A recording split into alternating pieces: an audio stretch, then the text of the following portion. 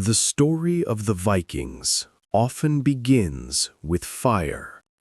The clash of steel on steel, the roar of warriors pouring from their longships like a flood of death. We remember them as raiders, as conquerors, as explorers who bent the seas to their will. But hidden beneath the sagas, beneath the heroic poems carved into memory, lies another tale. A tale told not by kings, not by warriors, but by silence, by those who could not write their own stories. The women, the captives, the enslaved. Tonight, we walk into their shadows. It begins in Lindisfarne, the year 793. The monastery stood as a beacon of peace, a sanctuary of prayer. But that summer, the sea betrayed them. Out of the mist came shapes, sleek, dragon-prowed ships that cut through the waves. The raiders poured ashore. Monks were slaughtered, treasures taken.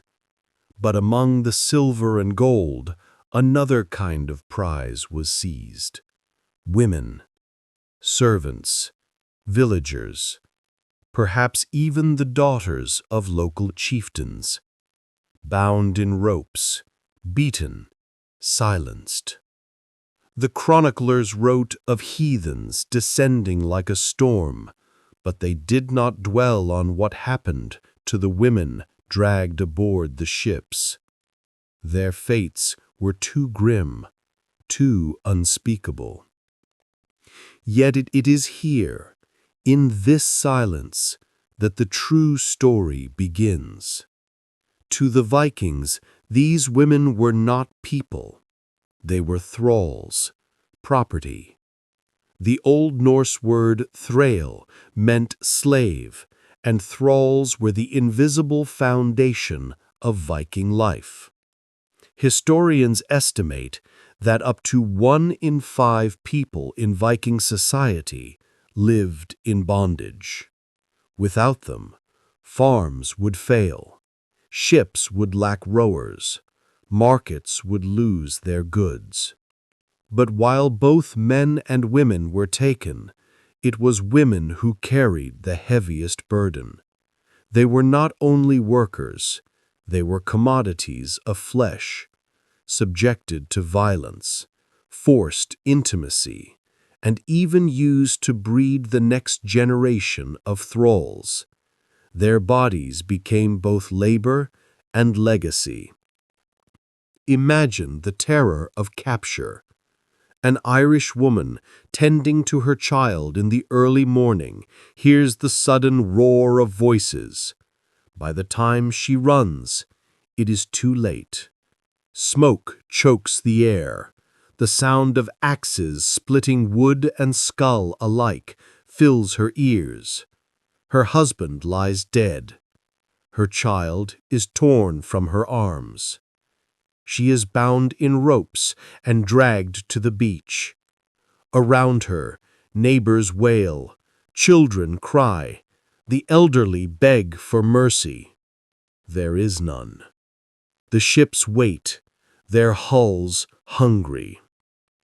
Once aboard, the journey becomes its own prison. Below deck, the air stinks of sweat, vomit, and blood. Dozens of captives lie chained, tossed about as the waves slam against the hull. Some die before the voyage ends. Their bodies are unchained and thrown into the sea. The survivors arrive broken, and yet their suffering is only just beginning. For waiting on the shores are the markets, places where human beings were bought and sold like animals. In Dublin, Hedeby, Birka, and Novgorod, the markets thrived. Slavic villages along the rivers of Eastern Europe were raided again and again, supplying a steady stream of captives. Arab chroniclers like Ibn Fadlan described these markets, where women were displayed naked, inspected, and sold to the highest bidder. A young girl with strong arms might be sold as a farmhand, fetching water, grinding grain until her palms bled. Another, with beauty that caught a buyer's eye, might be destined for a master's bed. They were judged not as humans, but as investments. Youth, fertility, and obedience raised their price. Resistance lowered it.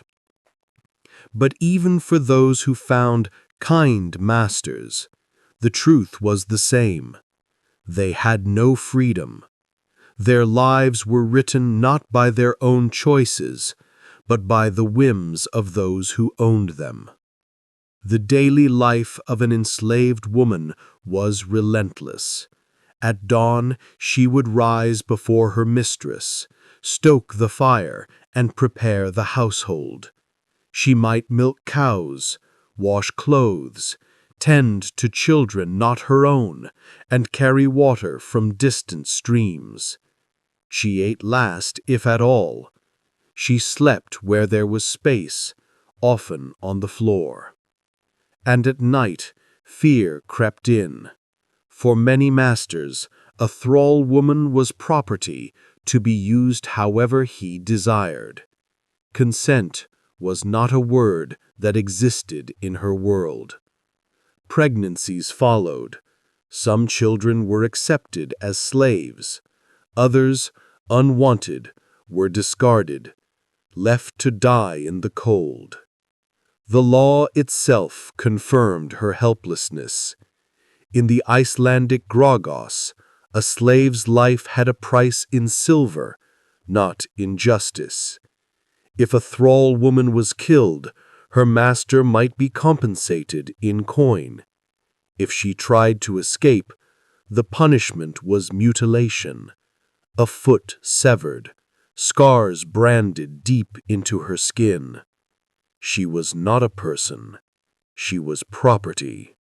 Yet there were whispers of defiance. Some fled into the forests, surviving as outlaws. Others fought back.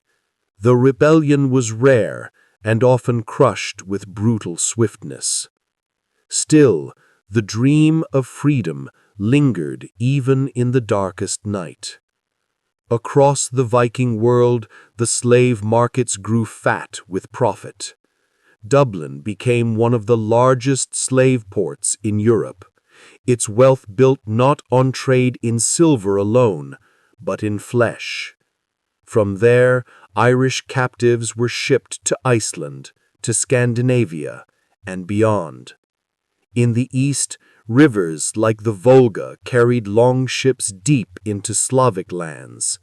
Villages were emptied in fire and blood. The captured women were marched to markets at Novgorod or Bulgar, where Arab and Byzantine buyers waited with heavy purses. The scale was staggering. Thousands, perhaps tens of thousands of women vanished into this system. Their names are gone, their lives erased. Imagine what it meant to stand in one of these markets.